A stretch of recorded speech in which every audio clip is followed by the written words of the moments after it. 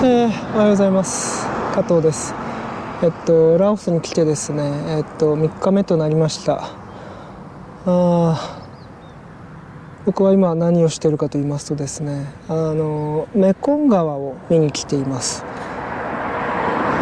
ビエンチャンはですね、ラオスの中でもタイと国境を接している、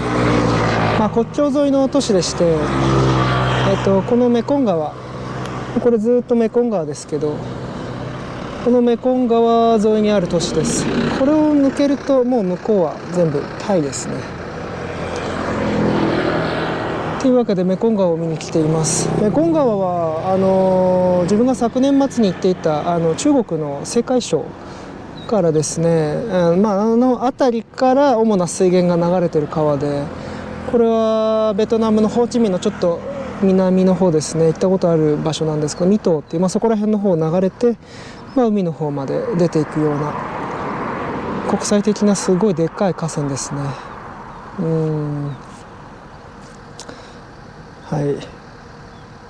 いや、それにしてもですね、ラオスといいますかビエンチャンといいますか、あんまり観光的要素がなくてですねやることがなくて、メコン川を見ながらずっとぼーっとしてたんですけど、バックパッカーの先輩とか仲間とかから聞いてましたけど、ラオスは確かに観光資源がまだあんまりないですね昨日一日ビエンチャンをちょっと歩き回ったら、もう特に見るものもなくなっちゃいました。夕方からですね、出る便で僕は明日の朝バンコクに着く予定なんですけれども、それまで特にやることがないんで、本当どうしようかなと思ってるところです。昼までホテルで朝食食べてぼーっとしてたんですけど、時間があるんでちょっと国立博物館でも行ってみようかなと思います。でその前にですね、これが有名なアヌモン王っていう王様の像だそうです。このビエンチャンの、タイと国境を接する川沿いにこんな立派な像が立っています。この王様、あっち側指してますけど、あっち側ってバンコクなんですよね。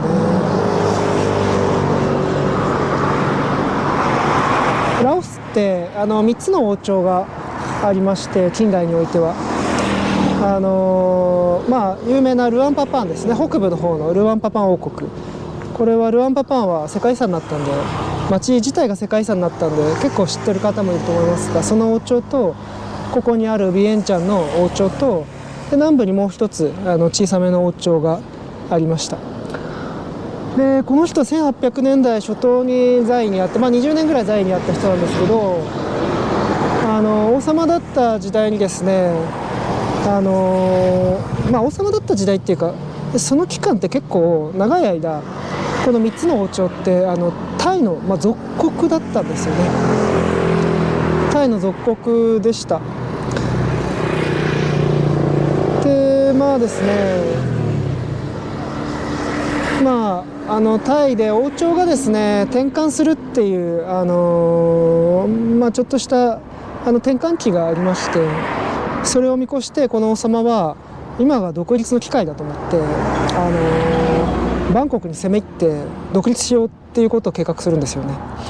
結局失敗して、この王様はバンコクに、捕まって送られて、そこで、獄中で死んじゃうんですけど、その最後の、ビエンチャン王国最後の王様です。この反乱が見つかった後にビエンチャン王国っていうのはもうタイになっちゃうんですよね。タイのものになっちゃって、王国自体がなくなっちゃうということになります。だからタイの領土になっちゃいます。その後はラオスはですね、ルアンパパーンが結構な力を持つことになっていくんですけれども、結局フランスに植民地支配を受けますからね、結局はどっかの植民地支配をずいぶん長い間受けて、その後第二次世界大戦後に独立していくっていう過程になるんですが、このビエンチャン王国最後の王様がこのアヌオン王だそうです。構なんか精悍な顔立ちしてて、なんか勇猛そうですね。やっぱり、まあ、独立を夢見た王様だからなんでしょう。なんか気のせいかわかんないですけど、王様の割にはがたいもいいですよね。すごいなんか上半身がムキムキマッチョな感じを受けます。まあちょっと理想化された像かもしれないですけど、まあ、もしかしたら本当に強かったのかもしれないですね。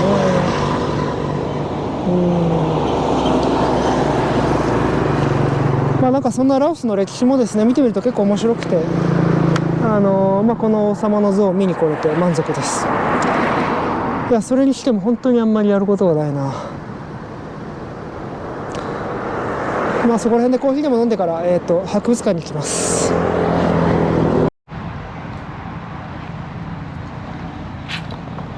いや、なんかすごいなと思ったんですけど、この公園とかによくあるこういう器具、これ中国とかでよく見るやつですよね。僕東南アジアでこれ見たことないんじゃないかな。やっぱ暑いから外で運動するってあんまりないですよね。びっくりした。外でハンモックで寝るはあるかもしれないですけど、運動、中国じゃないから公園でこうやって運動するってないと思うんですけど、さっきのアヌオン王っていうの像がそこにあるんですけど、こんなのもあったりして、これはなんかやっぱり中国の影響をすごく強く感じますね。本当ラオスってこんなに中国の影響が今すごく強い国なんだなっていうのは自分知らなかったんで驚きでした。すいません、面白かったのでちょっとカメラ回しちゃいました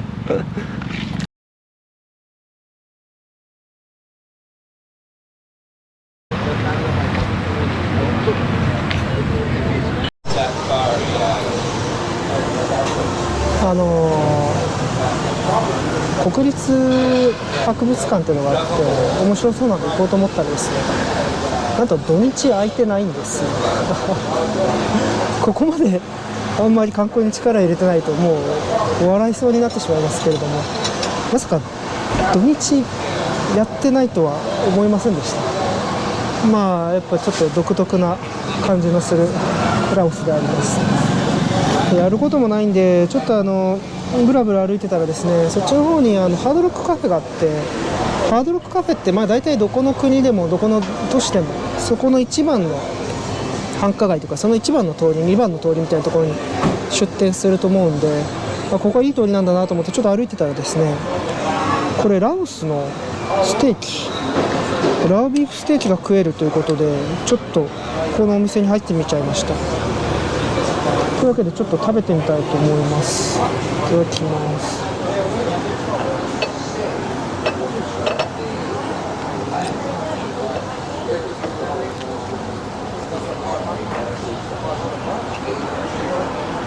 ちょっとパサつきのある、でも柔らかい肉ですね。ジューシーではないけど柔らかい。このソースはすごくスパイシーだな。ちょっと食えないレベルでスパイシーで、味付け美味しいんですけどね、すごいスパイシー。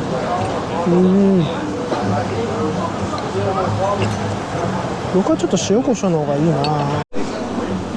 というわけでソルト&ペッパーを塩コショウを頼んでみましたけれども、美味しい。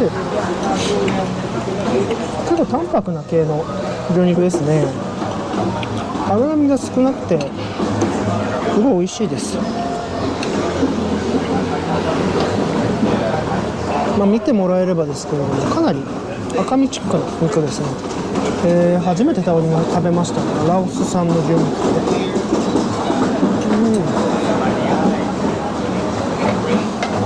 美味しい。美味しくていいですけど6時25分発なんですよね。どうしようかな。まあマッサージでも行って時間潰します。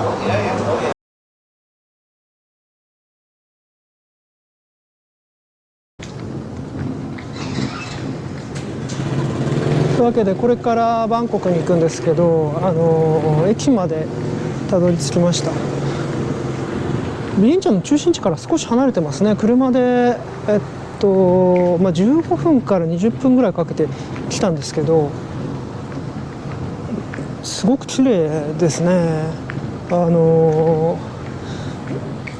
かなり田園地帯が広がるあたりにいきなりすごく綺麗な近代的な建物が出てきたんで、ちょっとびっくりしました。今後書いてありますね。ラオタイレールウェイコンストラクションプロジェクト。でここからビエンチャンからバンコクまで1本でつながっております。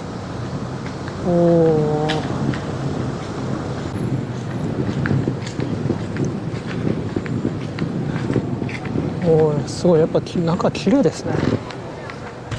新しいからってのもあるんでしょう。そう、あそこに書いてありますね。グランドオープニングオブディインターナショナルパッセンジャートレイン。このビエンチャン駅、カムサワート駅から、バンコクのクルンテップアピワットステーションまでですね行く鉄道が2024年7月20日にオープンしましたと。まさに4ヶ月前にオープンしたばっかりの、国際鉄道なんですよね。すごい乗るのが楽しみです。しかしこれしか走ってないのかな。なんかあんまり他に何があるっていうと何もなさそうではありますね。でもなんかやっぱ新しい施設だからすごく綺麗ですね。さてちょっとあっちのプラットフォームの方行ってみます。あっちの方からあそこのですねパスポートコントロール通って入ってきました。今5時25分なのでちょうど1時間後ですね。ちょうど1時間後にバンコク行きの電車が来ます。結構半分ぐらいは欧米のバックパッカーの方々がここに並んで待ってる感じですね。さっきちょっとパスポートのコントロールのところで隣になったなんかカップルとちょっと軽く話したんですけど、イギリスから来てる人たちでした。やっぱ欧米のバックパッカーどこに行ってもいますね。なんか鉄道好きですよね、特にヨーロッパの方々ってなんででしょう。しかし本当に綺麗ですね。新しいです。ここがプラットフォームですね。東南アジアだとよくあるこのあんまり高さのないプラットフォームですね。アメリカとかでもこういうのありますけど、本当に真新しい駅だなって感じです。はい、それではですね本当1時間後18時25分発で7時半に、バンコクに着きます。13時間5分かけて654キロを行くというものですね。13時間かけて654キロっていうのはやっぱりちょっとゆっくりめですよね。高速鉄道っていう感じではないです。ただ止まるところは少ないんでかなりスムーズに行けるのかなと思います。いやー、今年の7月に開通したばっかりの、ビエンチャンからバンコクに行く鉄道ですね。すごい楽しみです。というわけで1時間ちょっとここで本でも読みながら待ちたいと思います。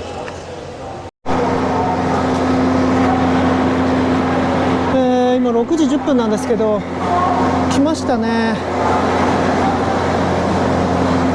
これがビエンチャンとバンコクを結んでいる鉄道です。5車両ですね。僕が乗るのはあそこの車両なんですけど、おそらくこっちが3等車両で向こうが2等車両ですね。なんかですね、1等車両が販売してなくて1等がないのかもしれないですね。まだ設定されてないのかもしれないです。とりあえず乗っていこうと思います。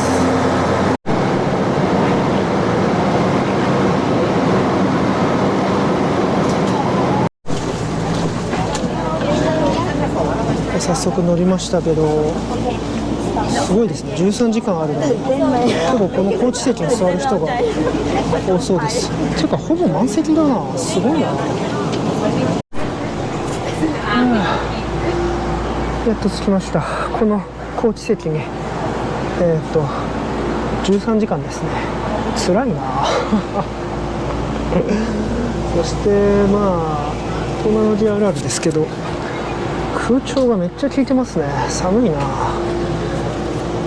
パーカーを1枚持ってきてよかったです。本当はこの向こうに、いわゆる寝台もあるんですよ。ただ寝台がですね、結構前から満席でもう取れなかったんですね。寝台じゃないこのコーチ席もほぼほぼ満席ですごい人気です。いやー、本当すごい人気ですね。ここにみんな13時間乗るんだ。老いも若きもここに13時間って結構きついと思いますけどね。あ、そうそう、税関を通るときに、1万キープ、まあ70円ぐらいですけど、50セント、そのぐらいをですね、現金で払わなきゃいけないです、通関料として。カードとか、あとはそのラオス全般的に QR コードで払えるので、それで払えないかって聞いたらダメでした。やっぱりちょっと現金をですね、持ってこないとちょっと面倒くさいかも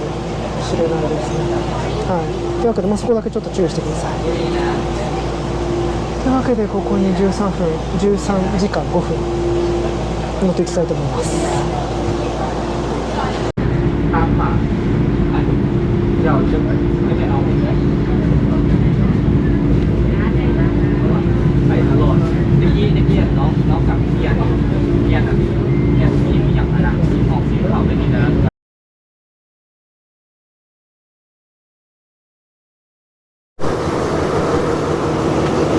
なんかわかんないですけど、ラオスの国境を抜けて、タイ側に渡りました。タイ側の国境沿いの町、ノンカイまで来たんですけど、ノンカイ駅に着いたらなんかみんな降ろされて、今すごい長蛇の列ができてますけど、ここでパスポートコントロール1回受けるみたいです。なんでか知んないですけどね、1回全部荷物降ろせって言われました。他の人たちもみんな荷物下ろしてます。なんかこれで1回スタンプをしたら、パスポートにスタンプをしたらもう1回戻ってこいって言われました。この鉄道自体はタイ国有鉄道の人が運営しているんで、なんか車掌さんみたいな人が来てタイ語でいろいろ説明してってくれたんですけど、英語とかでは一切説明してくれないんで、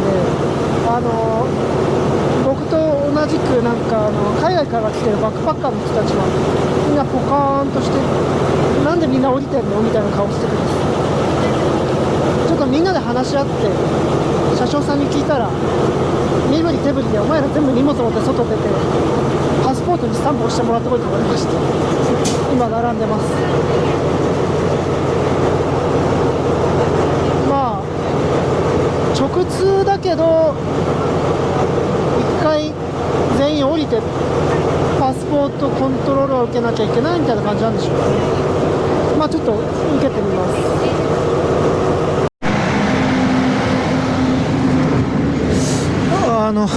あれ、僕が乗ってきた電車、僕たちが乗ってきた電車、乗客を置いて行っちゃいましたね。あ、こっちに乗るのかな。タイ側に着いたらこっちに乗り換えるってことですかね。一体どうなってるんだろう、よくわからないな。タイ側のノンカイ駅に着いてるんですけど、あっちがビエンチャンですね。で、クルンテープアピュアット、バンコクの中心駅です。そこのパスポートコントロール、なんか1時間弱ぐらいかかりましたけど、ようやく抜けまして、ここからなんか新しい電車に乗るみたいですね。なんかみんなここで待ってます。で、あれ見るとビエンチャンからクルンテープアピュアットバンコクの駅まで行くのが出ると、8時15分から出るってなってるんで、18時55分着から8時15分からあと40分ぐらいは、40分違うか、50分近くちょっと待たなきゃいけないみたいですね。なんか直通なのかと思ったら、ちょっとこうやって乗り換えすることが前提になってるんですね。ここで1時間待つのかな。